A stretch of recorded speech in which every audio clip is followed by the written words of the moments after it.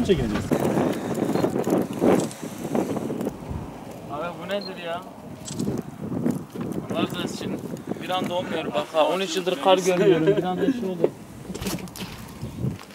Adnan abi gel mi? Abi fazla gitme çamurdur bir şey ya. Taşlar çıkıyor zaten.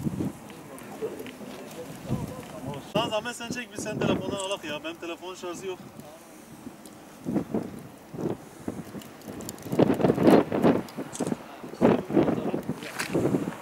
La çek.